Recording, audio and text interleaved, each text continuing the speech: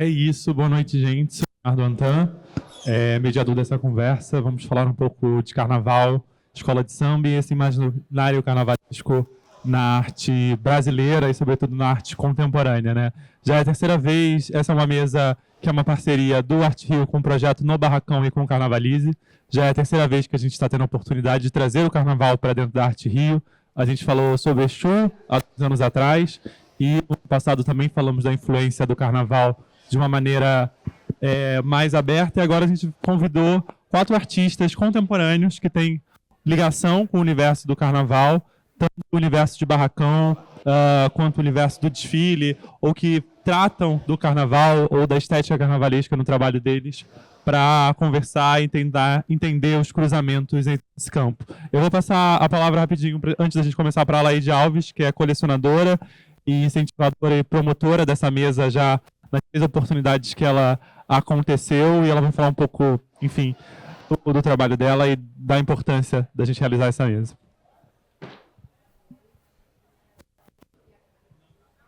Acho que não está indo, Alaí, vou te dar o meu microfone.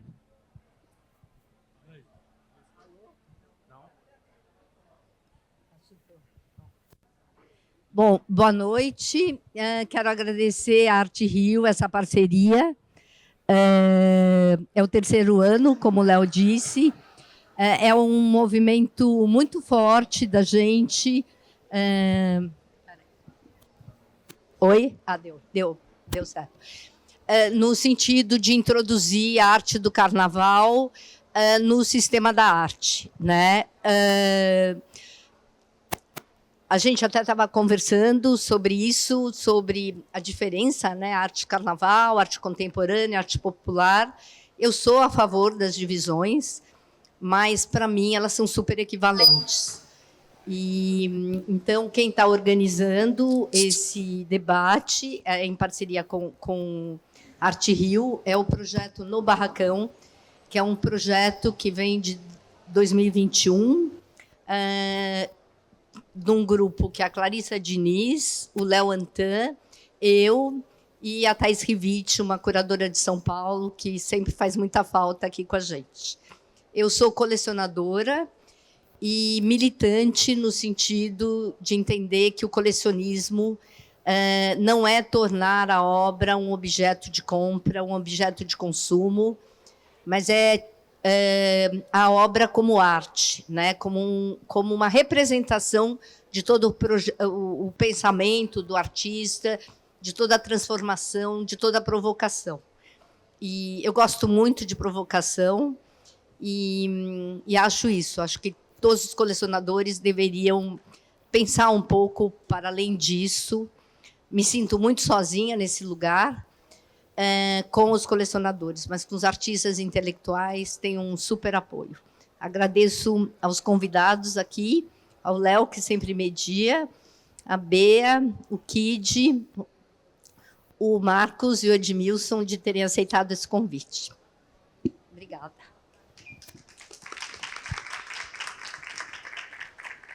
É isso, então vamos começar a mesa. Eu vou passar, enfim, pensar um pouco esse lugar, né, que o carnaval ocupa no imaginário. Sobretudo, a gente está na Feira de Arte do Rio, então aqui o carnaval faz parte da identidade da nossa cidade, né, uma coisa que é presente para todos os cariocas, e ainda assim, quando a gente fala de carnaval, a gente não pensa o carnaval como uma matriz imagética forte, que está presente talvez nas artes visuais como deveriam estar, e sobretudo também a própria percepção de não encarar o carnaval ou a produção das escolas de samba, que é uma produção muito multifacetada de artistas das mais diferentes linguagens, desde pintura, escultura, dança, enfim, artes cênicas, artes musicais, né, e pensar essa linguagem, né, a linguagem carnavalesca, como uma linguagem de arte. E o que a gente tem aqui são 4 artistas contemporâneos que olham para o carnaval, né, e que participam do carnaval ativamente e têm esse carnaval como esse imaginário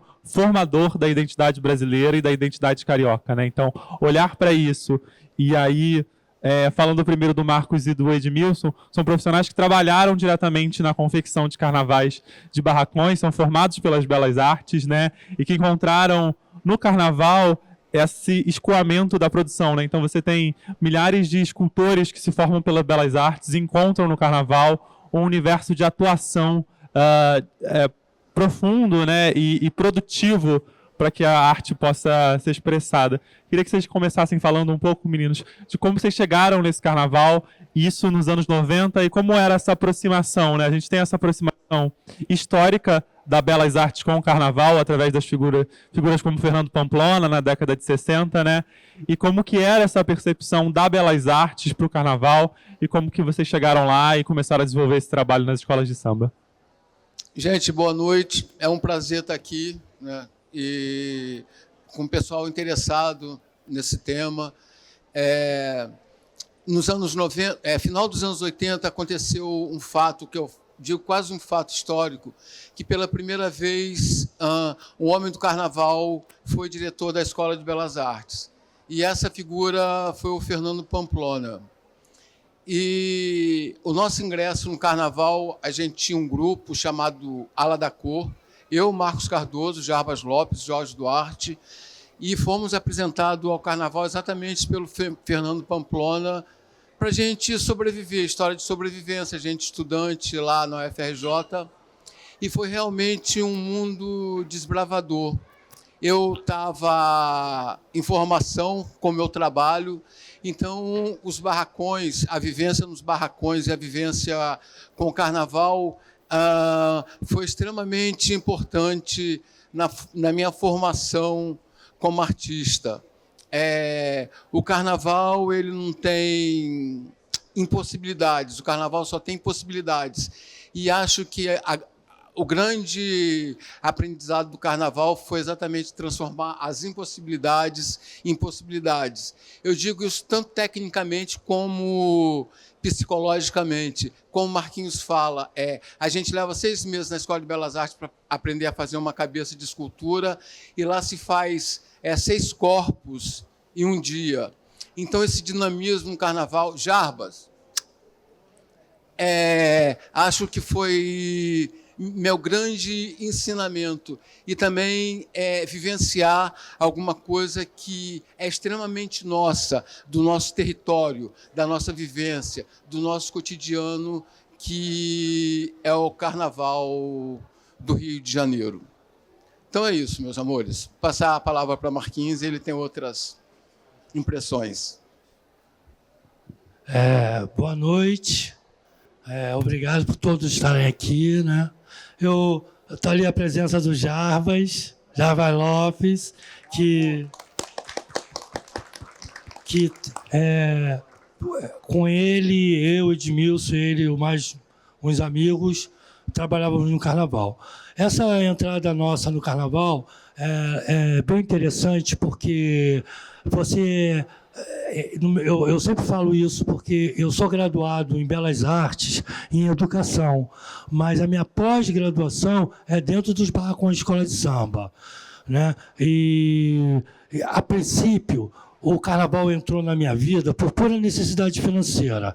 Eu precisava sobreviver, eu precisava de dinheiro para desenvolver o meu próprio trabalho, só que eu entrava na escola às 7 da manhã e saía às 5 da tarde. Isso me impedia de eu ter um trabalho regular. Então, o Fernando Pamplona deu umas cartinhas para mim procurar vários carnavalescos. O primeiro dele foi o Renato Lage, que perguntou o que eu fazia no carnaval. Eu falei para ele fazer escultura. Ele me deu uma escultura para fazer, e eu olhei para aquilo, eu não sabia nem o que fazer, porque eu não tinha a menor vivência com aquilo. Mas dentro do barracão tinha um escultor chamado Iarema, um polonês que estava inventando a escultura de isopor. E ali começou uma trajetória minha de poder trabalhar durante 3 meses no carnaval e ficar 9 meses desenvolvendo meu próprio trabalho. E todo ano isso acontecia, e chegou meu último ano, foi com o Joãozinho 30. Eu não cheguei a trabalhar com ele dentro do barracão, mas a gente trabalhou com pesquisa. Eu trabalhava procurando quem era a Teresa de Benguela com ele. Então, o carnaval foi muito importante por vários fatores. Uma, que ele financiou a primeira etapa da minha vida artística, que se não fosse o carnaval, eu não teria condições financeiras para continuar desenvolvendo o meu trabalho. E também teve um segundo momento do carnaval que eu acho importante falar, porque é um encontro meu, do Edmilson, do Jarbas, do Ronald Duarte, com uma menina chamada Camila Soares, que é presidente da Pimpolhos da Grande Rio. Ela, depois de 10 anos sem fazer carnaval, ela liga para a gente e pede para que a gente retorne para o carnaval com a nossa pesquisa já amadurecida de como artista. E nos deu um campo incrível de possibilidades. E nesse projeto, a gente pôde trabalhar com mais de 50 artistas contemporâneos dentro do carnaval. Exemplo, a Laura Lima, quem conhece, ela fez as fantasias dela dentro da Pimpolho e depois levou para a Bienal de São Paulo. Vários artistas desenvolveram o trabalho com a gente dentro do barracão, depois levou para as galerias. Então, o carnaval, eu acho que ele, como elemento de pesquisa, ele está extremamente dentro dessa contemporaneidade que o artista procura, que é observar o dia a dia, como o dia a dia do artista acontece. E dentro do barracão, ele é um mundo muito particular, que tudo acontece. Como o Edmilson já falou, só o impossível acontece dentro do barracão. E dentro da Escola de Belas Artes, a gente só aprendia o possível. Então, quando a gente pega, eu olho o meu trabalho hoje em dia e vejo ele com uma possibilidade enorme de expansão. Isso se deve ao carnaval. Se alguém quiser perguntar alguma coisa, para deixar todo mundo falando aí. Vamos seguir a conversa, depois eu volto para você, Edmilson. Vou passar a palavra também, de que teve esse trabalho, enfim, urbano, primeiramente, depois para as telas, a partir do menino na Grande Rio, que você pintou um mural do desfile campeão de Exu. Queria saber como foi esse convite, como chegou essa temática, porque o carnaval já estava presente na sua obra como tema também. E aí, como foi essa experiência de chegar na Grande Rio e poder produzir dentro de um desfile? Gente, muito boa noite. Se tem duas coisas que eu adoro na minha vida, é falar de Botafogo de carnaval, né? Ainda mais agora que a gente é rico. Mas, enfim, primeiro convite que eu recebi, na verdade, de escola de samba foi através do Leandro Vieira, para participar do Enredo sobre Jesus, né? O Jesus da Gente, 2020, só que ele não aconteceu. O carnaval tem dessas coisas, né, gente? Enfim, problemas financeiros de escola, planejamentos que às vezes não conseguem sair do papel. Até que veio a pandemia, e logo após a pandemia, em 2022, eu recebi um convite de Leonardo Bora e Gabriel Haddad para participar do desfile do Fala Magité, Sete Chaves de Exu. E é louco isso porque eu sempre fui apaixonado por carnaval. Primeiramente, eu sou de um território de carnaval. Eu sou de Realengo, zona oeste aqui do Rio. Eu sou de uma área onde predominantemente as pessoas torcem para a Mocidade, inclusive eu torço para a Mocidade. Né? E é um território que tem duas escolas, né? Que é a Unidos de Padre Miguel e a Mocidade. Então, eu cresci vendo pessoas na minha rua, da velha guarda, amigos meus tocando em bateria. Eu sempre fui um apaixonado por carnaval. Eu sempre acompanhei o carnaval desde criança. Eu lembro que meus pais me levavam na Avenida Presidente Vargas para ver as alegorias. E anos e anos depois, eu estou fazendo uma alegoria num desfile de grupo especial, murais, né? E foi muito bacana assim, essa experiência, porque eu fui um artista convidado, né? Para assinar um trabalho, e logo assim essa escola ela é campeã, sabe? Minha primeira participação no carnaval, a escola é campeã, é o primeiro título da escola. Eu acho que é a maior experiência da minha vida, principalmente de eu ter um trabalho e ver uma escola sendo campeã, que tem tudo a ver com a minha proposta de vida, que periferia em festa é ato revolucionário, sabe? E eu acho que o carnaval ele proporciona muito isso para a periferia. Porque a realidade é que a gente não faz carnaval só porque a gente quer, mas por fim que a gente precisa, né? Como diz o grande Beto Sem Braço, que espanta tristeza é festa. Eu acho que o carnaval ele tem muito esse propósito. E isso tem super ligação com o meu trabalho. Eu tenho um trabalho que, sei lá, eu acho que eu faço de tudo, né? Eu faço digital, eu faço arte urbana, eu adoro ser múltiplo desse jeito e estar no carnaval. Eu penso o meu trabalho, né? O meu trabalho ele é parte do princípio que existe vida do outro lado do túnel, né? Que é sobre a realidade periférica, baseada no meu ponto de vista de um moleque suburbano, né? Nascido em Realengo. E eu consigo pensar a cidade, eu vivo pensando a cidade através das escolas de samba. Porque eu acho que as escolas de samba, elas são demarcadores fortes de território. Eu acho que as escolas de samba, elas não estão só presentes no desfile, no dia do desfile, ou propriamente dito no dia a dia do barracão. Ela está presente no botequim, sabe?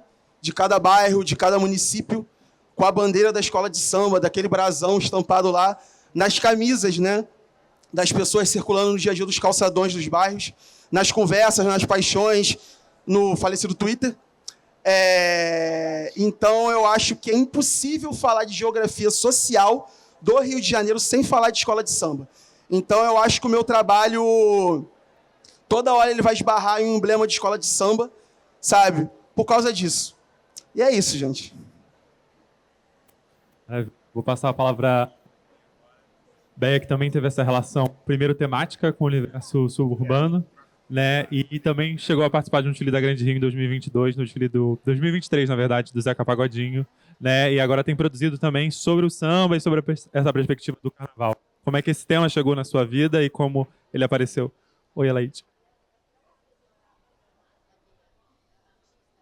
Artista visual, pintora, frequentou Belas Artes também, né? Fez pintura. Nascida e crescida em Bangu. Ainda estavam funcionando um pouquinho. Tá baixo, mas está funcionando. Não. O meu tá?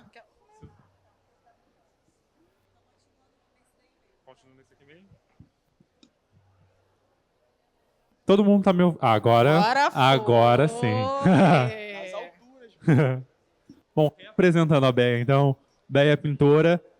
Tem uma série que ficou bastante conhecida, que é o Subúrbio Dentro da Gente, né, onde ela reproduz os caquinhos típicos do subúrbio carioca e tem produzido a partir dessa experiência, né, dessa perspectiva, e mais recentemente também partindo para o samba e para essa experiência do carnaval e das mulheres sambistas também. Me fala, então, como carnaval, que é essa coisa onipresente, né, mas a gente sempre tem essa primeira experiência com a festa. Boa noite, muito obrigada pelo convite, muito obrigada a todos que estão aqui ouvindo. Queria até puxar um pouco da fala do Kid, que ele falou que na periferia o carnaval é festa, só que além de festa é sustento, é dia a dia, assim, o carnaval é tudo, sabe? Tipo assim, eu acho que só quem vive de perto que consegue entender que é um trabalho de um ano inteiro para um dia de festa. Tem até uma fala do Carlos Vergara que ele fala da relação arte e carnaval, né? Que a arte é memória, a arte é lembrança e o carnaval é efêmero. Então, quando a gente tem essa confluência de unir a arte e o carnaval, sai magia, né? Eu acho que sai isso da gente. Eu acho que a gente tenta, eu acho, na minha cabecinha, aqui nas minhas viagens, é quase que uma distensão do tempo quando a gente une uma coisa que é efêmera e uma coisa que tenta guardar a memória daquilo, né? E falando um pouco da Grande Rio, eu fiz uma bandeira que desfilou lá com os casais mirins e foi uma honra, porque falar de Zeca Pagodinho é falar de festa, é falar de Cosme e Damião, é falar de subúrbio, que é tudo, é muito a minha vivência, o meu trabalho. E teve uma ala que foi inspirada no meu trabalho, que foi aquele mar de caquinhos, que foi uma alegria. Foi lindo, né? Eu achei lindo. Falando um pouco da minha pesquisa atual, como que ela surgiu, ela começou frequentando rodas de samba, que eu frequento, gosto, vou, e eu começava, por interesse próprio, eu ainda não enxergava como trabalho, a anotar uns nomes que eu não conhecia. E vários nomes de mulheres. Eu ficava assim, pô, eu gosto dessa música, mas quem é Jovelina Pérola Negra? Quem é? Aí eu comecei a anotar e comecei a pesquisar por interesse pessoal. Eu ainda não tinha entendido que ia virar trabalho. E nessa brincadeira, eu escrevi uma página inteira de nome de mulheres que eu não conhecia o rosto. E eu falei assim, como é que essas mulheres tão importante, porque não se conta a história do Rio de Janeiro desassociada da história do samba. E não se conta a história do samba desassociada da história das mulheres. Porque eram elas que abriam as portas das suas casas, dos seus quintais, eram elas que faziam os quitutes, eram elas que preparavam tudo para o samba acontecer. Então, não se conta a história do Rio sem contar a história das mulheres que ajudaram o samba a existir, fizeram o samba acontecer. E eu fiquei pensando, como é que essas mulheres não estão na disputa pela memória coletiva? Porque tudo que a gente vê, a gente não pode ser ingênuo de achar que é apresentado ao Deus dará. Não, é apresentado o que querem que entre na disputa da memória coletiva, que é uma disputa o tempo inteiro. E eu falei, como é que essas mulheres não estão nessa disputa? Então, daí eu entendi que isso viraria um trabalho e eu comecei a resgatar essas mulheres. Por exemplo, Chiquita de Oliveira. Alguém sabe aqui quem é esse nome? Alguém chuta? A grande autora dos sambas do Cacique de Ramos. Ninguém nem sabe o rosto dela. Como que a gente não conhece Chiquita de Oliveira? E isso eu estou cavando. Porque se eu falo Tia Doca da Portela, tem gente que não conhece. Então, assim, o que eu busco com o meu trabalho não é só mostrar o rosto, mas é também mostrar o rosto, botar elas... É para falar Tia Dodô e você saber quem é Tia Dodô. Mas também contar em cada tela um pouco da história delas e da influência delas para a história do samba, do carnaval, e aí, claro, né, para a história da nossa cidade, do Rio de Janeiro. E eu acho que é isso. Hablei. Perfeito. Obrigada. É isso, introduções feitas, vou fazer algumas perguntas a mais sobre o trabalho de vocês, voltando para o Edmilson e para o Marcos. Principalmente o trabalho do Marcos, né, tem uma materialidade muito forte de pesquisa de material, dessa inventividade com o próprio objeto, né? Você estava falando sobre isso também mais cedo, quando a gente estava conversando, dessa coisa do objeto de escolher e dessa experimentação com o objeto.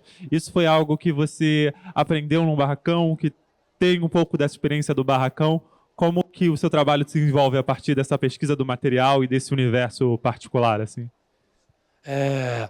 Hoje em dia, o carnaval ele é um tanto quanto chinês, né? O carnaval carioca ele vem agora da China, todo pronto. Mas nos anos 90, qualquer coisa que você quisesse fazer, ou qualquer objeto, qualquer adereço, você tinha que inventar esse adereço. E normalmente assim, ele era multiplicado por milhões. Na última vez que eu trabalhei com o Max Lopes, ele fez uma coroa que tinha 150 mil pedras, lantejoulas grandes, e dentro dessas lantejoulas tinha 6 movimentos. Então você multiplicava 300 por 6.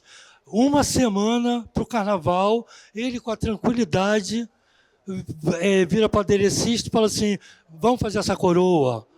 Isso fez com que eu acreditasse nas possibilidades do meu trabalho também se multiplicar. Então, hoje em dia, eu me sinto muito mais um alquimista por causa do carnaval do que um artista plástico, porque eu pego um material, manipulo ele tanto, às vezes eu fico 10 anos manipulando esse material, 1 ano, 3 anos, não importa o tempo, até que ele vira matéria, ele não deixa de ser o que ele é e passa a ser aquilo que eu gostaria que ele fosse.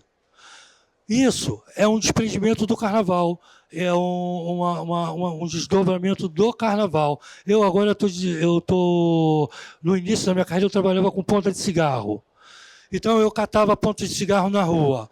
Aí, para fazer um trabalho, eu tinha que ter, no mínimo, 15 a 20 mil pontas de cigarro. Eu tenho um trabalho que é um coração vermelho. Eu posso falar uma coisa aqui rapidamente assim? Eu vou deixar aqui imensamente uma lembrança, que é da Ana Maria Niemeyer, que foi a minha primeira marchand. Ela talvez não, com certeza, foi a pessoa mais importante na minha carreira, na minha vida, porque ela soube conduzir o meu trabalho para um espaço interessante no qual ele pertencia. Ela via que o carnaval era só uma saída, mas o meu trabalho mesmo era um trabalho de arte.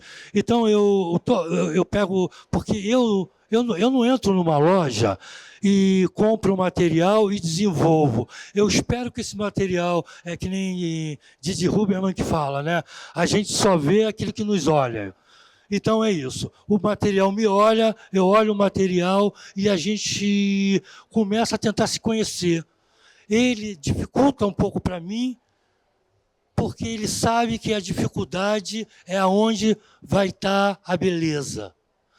Então, quanto mais difícil ele se apresenta para mim, mais beleza eu vou colher adiante. Então, eu vou estudando ele, quando eu vejo, está ele ali diante de mim. Eu tenho um trabalho, uma exposição que eu fiz no MAN, uma individual, no MAN aqui do Rio, que era um andar inteiro. Era 1 milhão de pontinha, 1 milhão de palito de fósforo.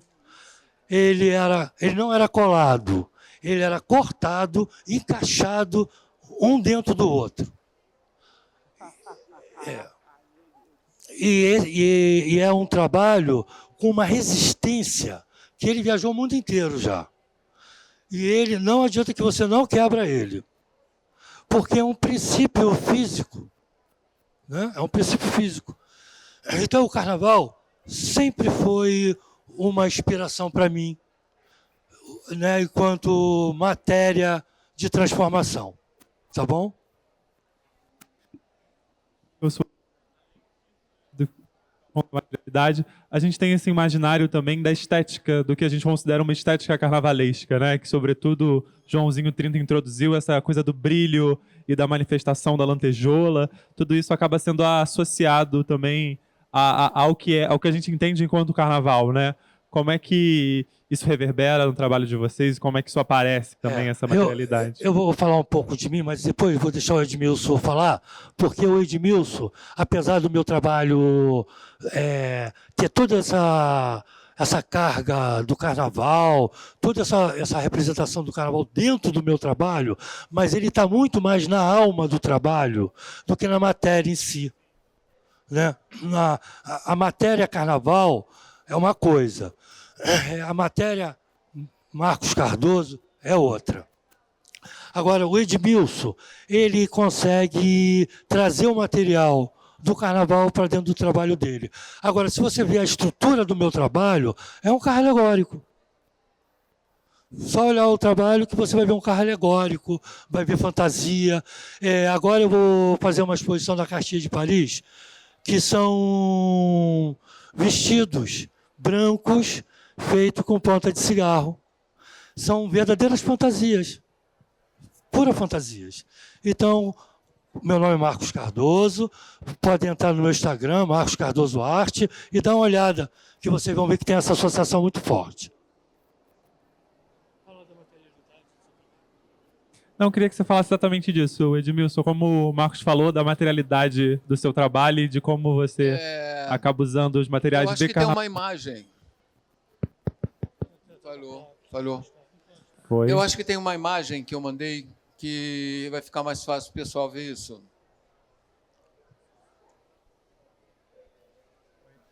Porque quando eu fui para o barracão, eu fiquei muito impressionado com os materiais característicos do carnaval.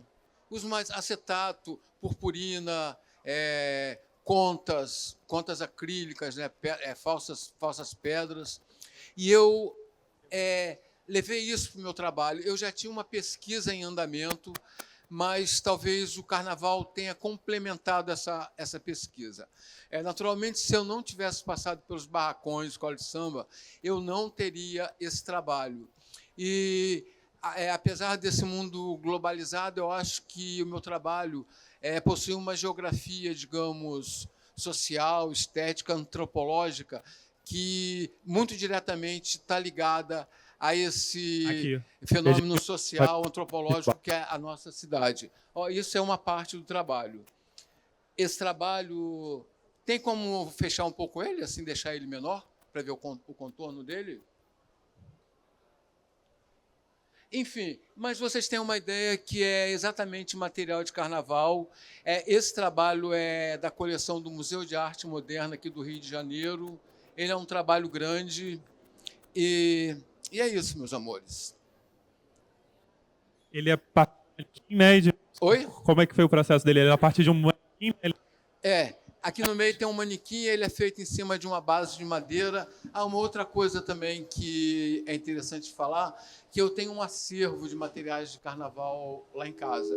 Então, todos esses trabalhos também pode-se falar que eles têm uma certa reciclagem, tanto física quanto, digamos, afetiva do carnaval, que eu vou juntando esses materiais lá em casa. Por exemplo, depois que as escolas passam pela avenida, ficam muitas coisas para trás. Eu vou catando isso, eu vou pelos barracões também, pegando sobras e vou fazendo um arquivo no meu ateliê. E esse arquivo vai servindo para eu fazer os meus trabalhos.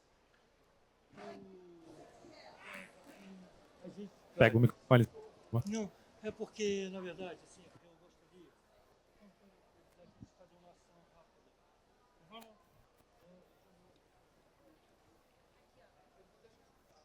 Por favor, peguem o microfone.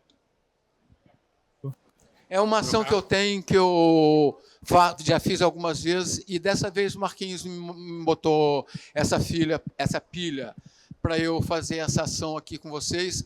É uma brincadeira, assim, e também uma outra coisa que eu queria falar, que tem a ver com essa ação que eu vou fazer, é que o carnaval sempre foi uma vanguarda dos corpos.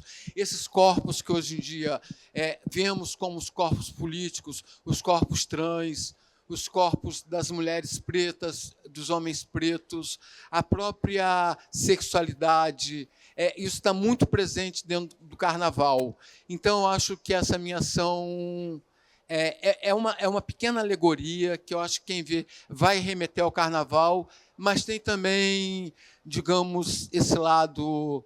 E me lembra também a minha querida Márcia X, que, quando ela viu esse trabalho meu, ela ficou absolutamente... Bater palma para a Márcia, né? Ela ficou absolutamente encantada, então eu vou distribuir agora.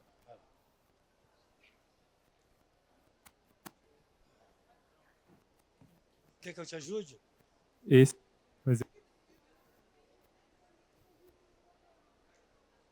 São piruzinhos com uma balinha para todo mundo chupar de coco. São piruzinhos alegóricos. Piruzinhos alegóricos. Tá? Assim.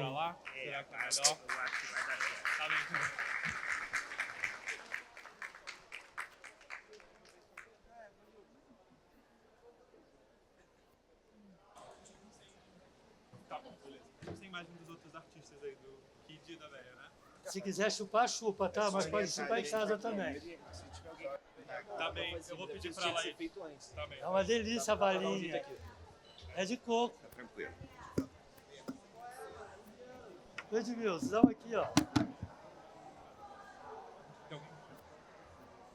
Você quer? Dá mais uma, Edmilson. Ainda tem um lacinho, tá vendo?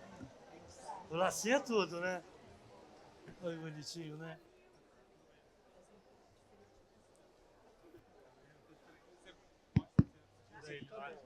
Eu vou esperar eles terminarem. Esperar ele terminar. E a gente fez questão de fazer essa ação aqui, porque o carnaval ele é muito material, assim, ele tem uma materialidade muito forte. Eu achava que cabia uma pesquisa de carnaval nesse lugar, né?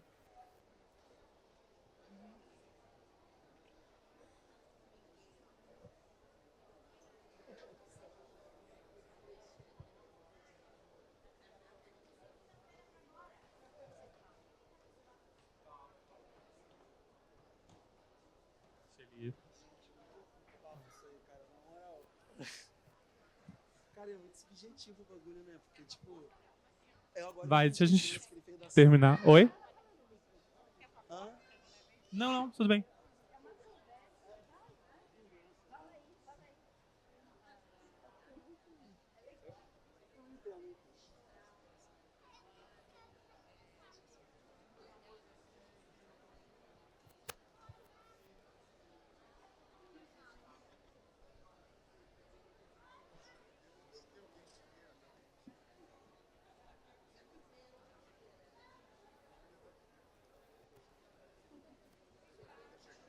Foi, todo mundo vai lembrar uma. levar uma obra agora para casa. Uma lembrança desse dia, né? E uma obra de vocês também não deixa de ser. Esperar o Edmilson voltar que a gente dá continuidade. Obrigado. Por favor. Queria realmente pedir desculpa às pessoas que não ganharam o piruzinho, mas fica para a próxima vez, porque foi o máximo. Até hoje de manhã eu ainda estava fazendo, eu e Marquinhos. Então, meus amores, é isso. E foi um prazer imenso. Obrigado, meninos, pela obra. A gente vai passar, a gente mostrou um pouco a obra da Edmilson e comentar, e aí a gente tem algumas imagens das obras do Kid e da Béia aqui também, que a gente vai passar no telão, e vamos pedir para eles comentarem também, falarem do processo delas.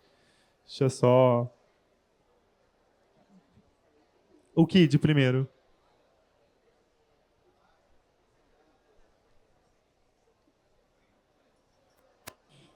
Kid, antes da gente começar, então, fala mais desse processo da Grande Rio, como é que foi chegar num barracão de escola de samba, você que estava acostumado a pintar arte urbana, você que é um artista que também faz moda, faz coisa no digital, esse processo da alegoria e da dimensão foi uma dificuldade inicial, assim, ou não? Então, primeiramente, eu achei uma doideira meus amigos, o Léo e o Gabriel, confiarem em mim. Falei, caraca, cara, porque uma parada que move tanto dinheiro, move uma comunidade e...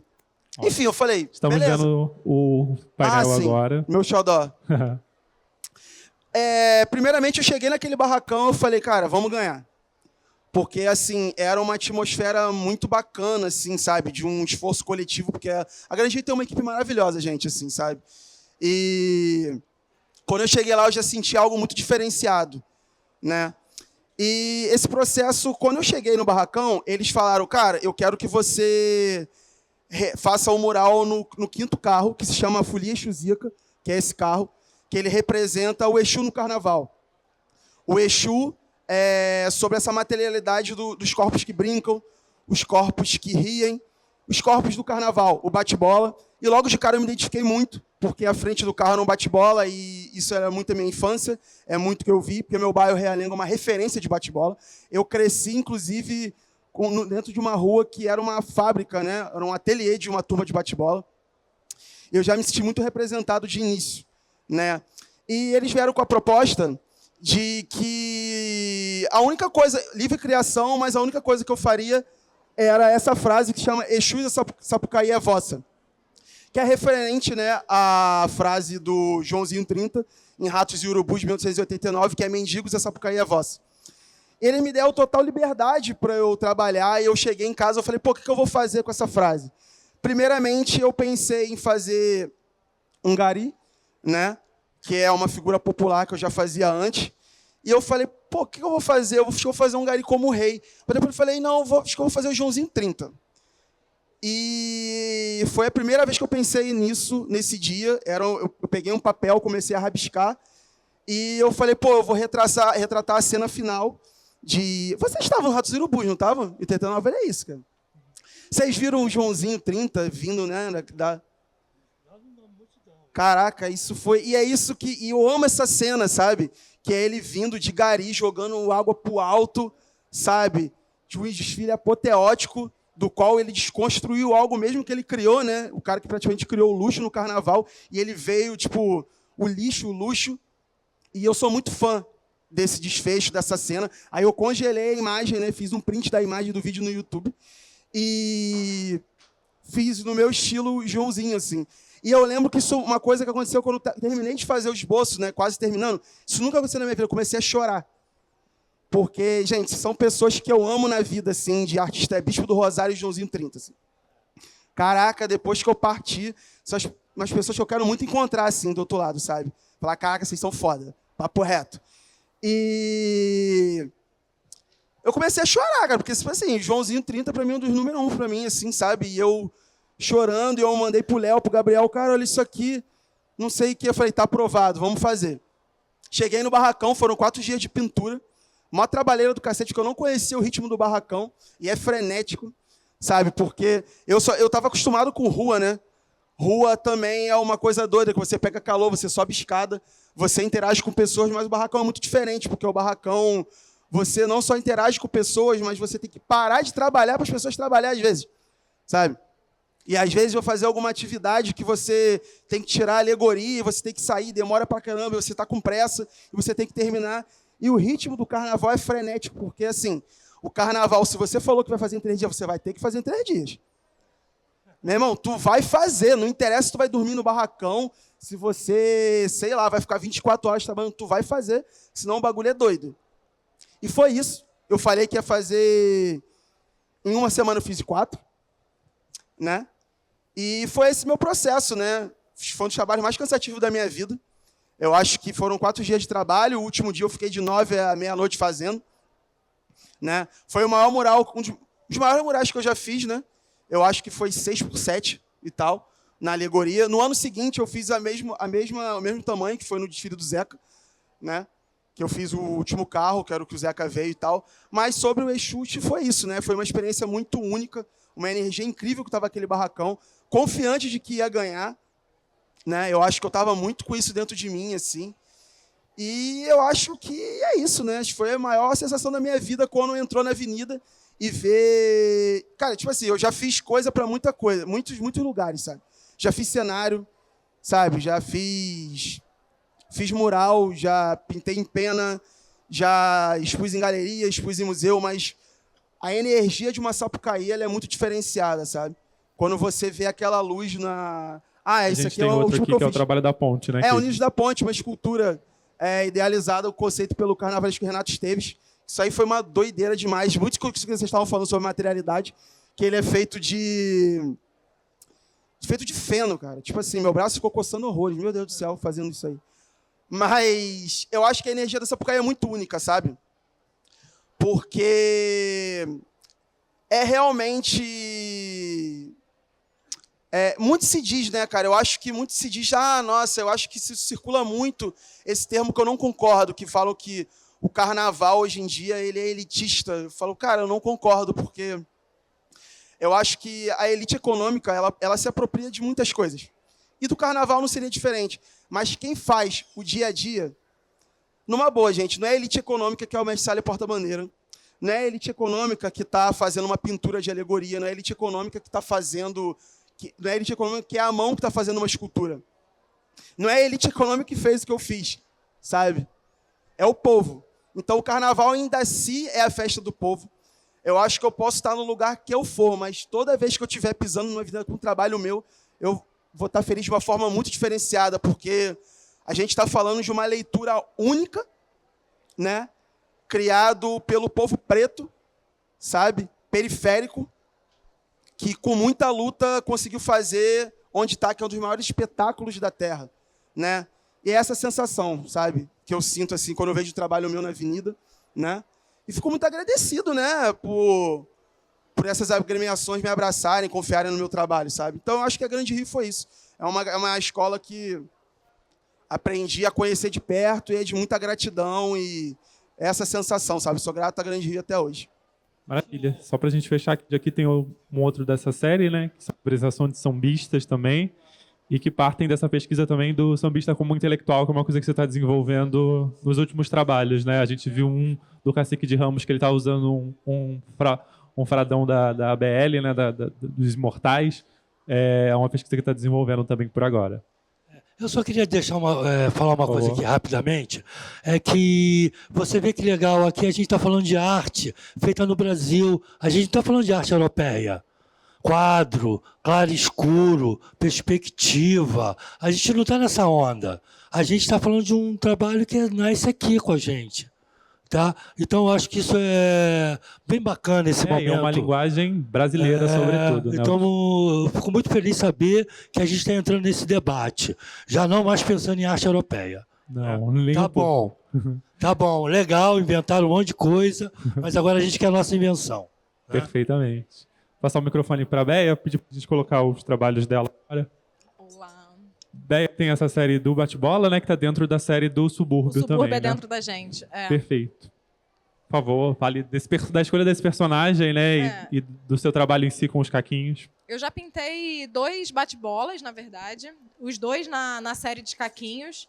E o bate-bola, para mim, assim, que nasci e cresci no subúrbio, em Bangu, é uma figura que sempre me instigou muito, porque a gente corria atrás, porque a gente queria estar perto, e tem uma coisa de instigar, porque a gente quer perto, mas a gente tem medo. E essa é a grande brincadeira da criança. Então, o bate-bola é uma figura, acho que muito do imaginário da gente que cresce nos subúrbios e tudo. Por isso, assim, o outro bate-bola que eu trouxe foto, o nome da tela é Se Eu Fechar os Olhos, Eu Sinto o Cheiro de Tutti-Frutti. Porque aquela essência do bate-bola, para mim, é muito vívida ainda. Tá junto, né?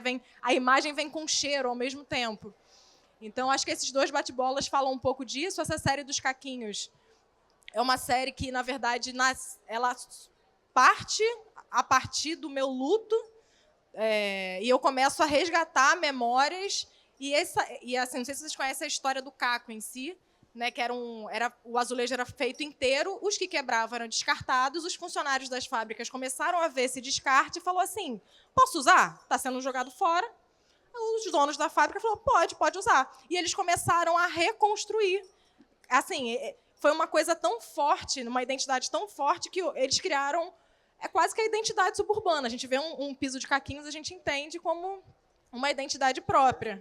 Pois é. E, assim, no paralelo que eu fazia com a minha pesquisa, até da questão do luto, é que eu poderia até o caco, se a gente juntasse, fizesse um azulejo, nunca mais ia ser um azulejo igual. Assim como minha vida não seria, aí vinha um monte de coisa. Aí é viagem da minha cabeça. Mas, enfim, era aquilo. E essa série já é da série nova, Altares, Festas e Fé, onde eu falo do samba. Eu pinto tanto as sambistas como esses altares que eu fabulo. E esses altares, como se... o nome dessa tela, vou voltar um pouquinho, O Museu do Pobre é a parede de casa. Frase de tia Dodô. Esse é o título. Tia Dodô, da Portela, ela fez da casa dela um grande museu que contava não só a história dela, mas a história da Portela. E ela virou referência para mim e para muitas pessoas que estudam a memória pelas coisas que você guarda para contar essa história. E eu comecei a refletir sobre isso e pensar, não é a foto de todo mundo que a gente coloca na nossa parede. Quem a gente elege para colocar lá? São pessoas especiais. Quais são os bibelôs que a gente guarda? Quais são essas coisas? E aí, nas minhas viagens na minha cabeça, pensando como que o minimalismo homogeneiza todo mundo e ninguém é ninguém, porque nenhuma casa mais conta história. Não existe mais casa contando a história, não existe mais casa com personalidade. Então, quando eu crio esses altares, são altares simples da casa, do dia a dia. E nessa tela específica, eu conto um pouco, na minha doideira também, eu conto um pouco da história do samba, com o agogô no meio, que dá o tempo do samba, nas rodas de samba, né? E só uma coisa que eu acho importante sempre falar quando eu apresento essa tela é que eu faço referência a dois artistas. Essa tela acompanha um verbete, que é Dalton Paula.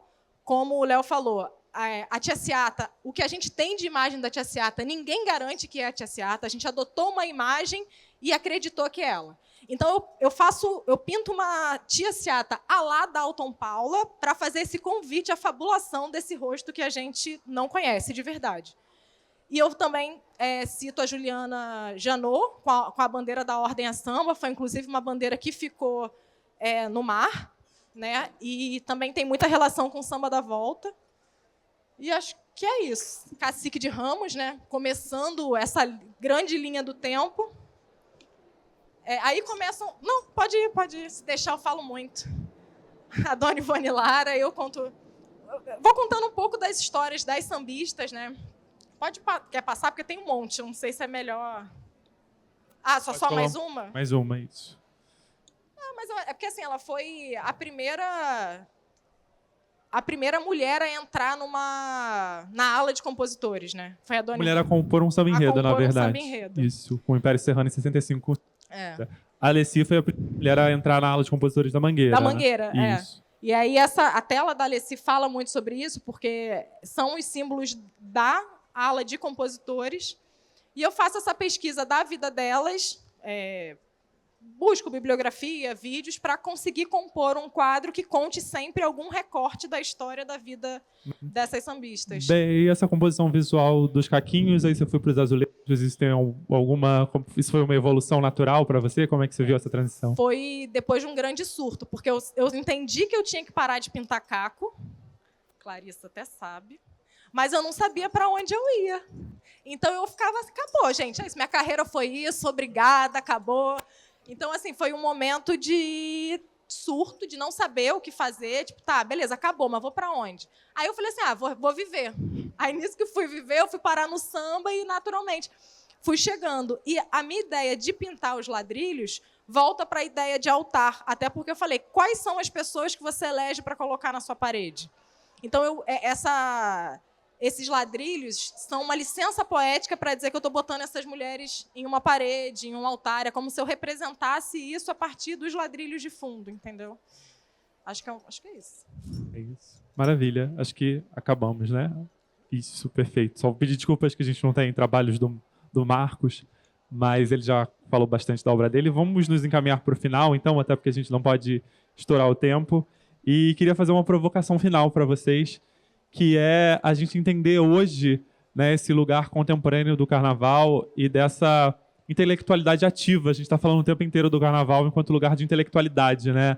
Se a gente pensa há 100 anos atrás, o carnaval estava na arte representado de alguma maneira pelos modernistas, mas muito ainda com aquele lugar exótico, aquele lugar do estrangeiro, né? Quase aquele olhar do modernista descobrindo o popular e criando esse popular. E aí, quando a gente olha para a obra de vocês e olha para esses 100 anos, a gente está falando agora dessas figuras podendo se representar, podendo ter esse direito de representação, né? Então, eu queria que vocês falassem um pouco disso e dessa importância disso para o trabalho de vocês e de que maneira, né, essa representação de si mesmo, você falou também dessa representação do Brasil, né, nós mesmos criando esse país através das artes, né? E o Carnaval é esse grande encontro onde a gente pode criar e fabular um país, né? Pensar um país, sobretudo a partir do Carnaval, que é esse encontro da gente com a gente mesmo, todo ano ali com hora marcada. A cada desfile a gente vê um pouco da nossa história também, né?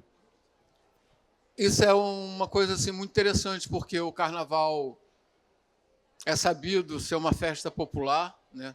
Uma festa imensa que envolve muitas pessoas, mas o nosso grupo ele efetivamente entrou para o Carnaval através da academia, que foi através da Escola de Belas Artes.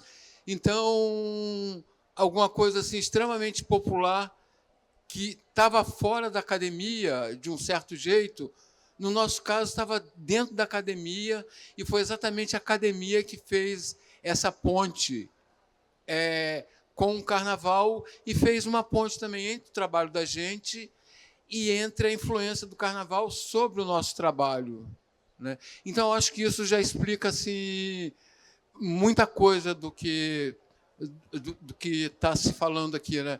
E também, digamos, que questões relacionadas à questão populares, assim, ou do imaginário, são também questões que vêm recheado de preconceitos estruturais, né? Eu falo assim, que na Áustria a valsa é popular, mas aqui no Brasil a valsa é erudita. Então, que parâmetro é esse, né? E é isso. Eu, na verdade, assim, eu vejo o Carnaval sempre assim como uma luz no fim do túnel para mim.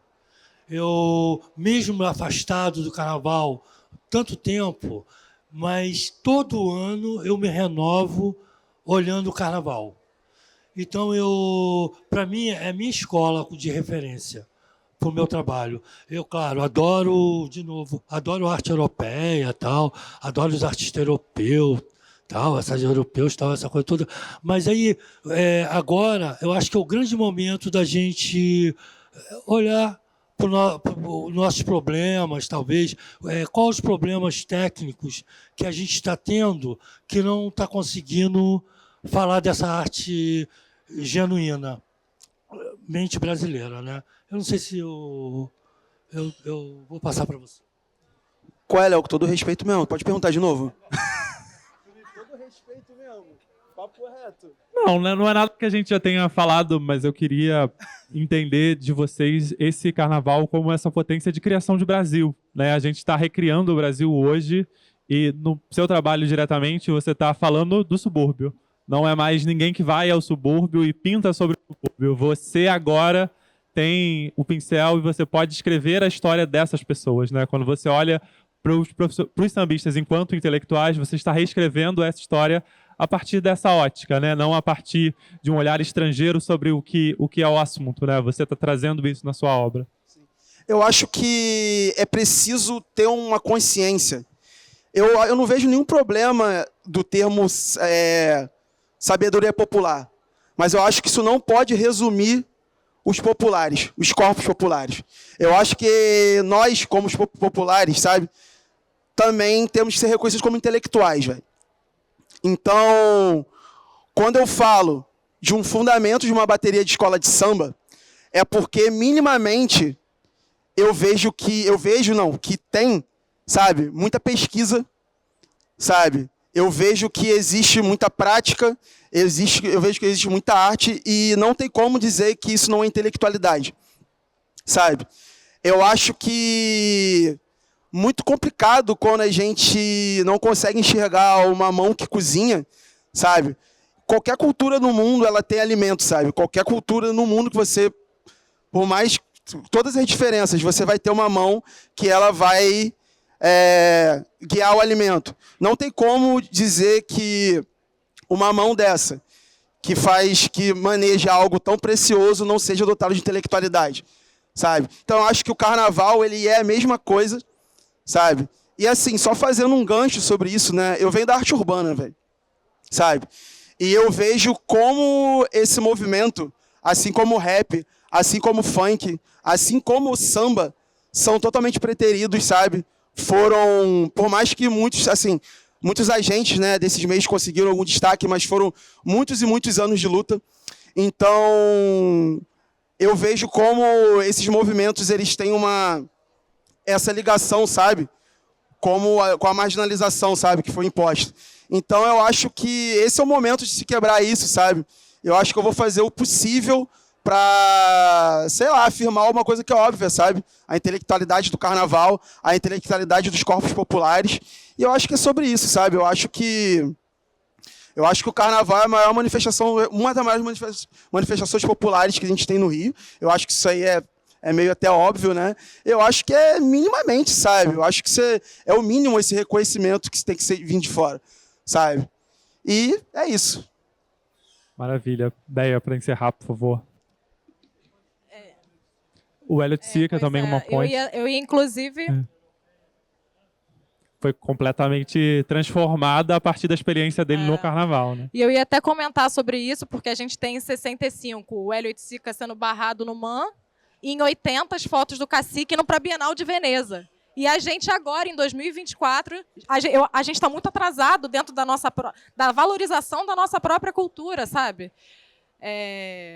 E eu não sei, assim, é muito trabalho. A gente sabe por que algumas coisas são preferidas e outras preteridas. A gente entende que existem forças maiores do que a nossa vontade. Mas eu acho também que é nosso papel enquanto artista e em pessoas interessadas no assunto levar esse assunto adiante, assim, com muita força, né? Mas é isso, assim, eu sinto que a gente está até muito atrasado nessa discussão, sabe? Já era lá fora, a gente já estava sendo recebido há muito mais tempo, entendendo o valor, entendendo o carnaval, deixando o carnaval ocupar outros espaços, né? Além da avenida, além das ruas. E agora que a gente está chegando com esse assunto aqui no Brasil. E no Rio, né? Porque se sair do Rio de Janeiro não devem estar falando de carnaval. Cara, posso? Por favor, Kids. A gente está quase acabando o tempo, isso. Alguém quer fazer alguma pergunta? Alguma provocação? Então, Kid pode falar, depois Marcos também. Não, eu só queria mostrar uma coisa aqui rapidamente. Nem vou falar. Ele vai mostrar. Só... que esse livrinho é um livro que quem fez foi o Jarbas. Isso, olha, Eu vou mostrar aqui dentro só uma... Segura aqui, gente.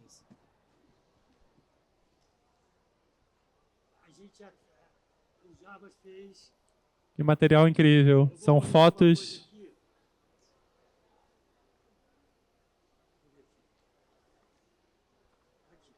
Essa mão foi a minha primeira escultura.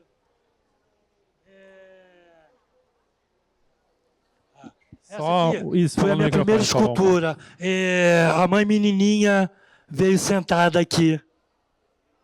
Foi para a Mocidade Independente. Isso, Carnaval de 1990, né? É. Virou. Exato. Isso. Que é uma referência a um carnaval do Arlindo Rodrigues, né? Uma menininha do Gantois, 1976. Isso aqui como se fosse a minha certidão de nascimento. Vamos encerrar, Porque né? é a única imagem que a gente tem do carnaval, porque a gente não registrava nada. A gente não registrava nada, não queria saber de nada, só queria saber de fazer, não tinha foto de nada. Eu não sei como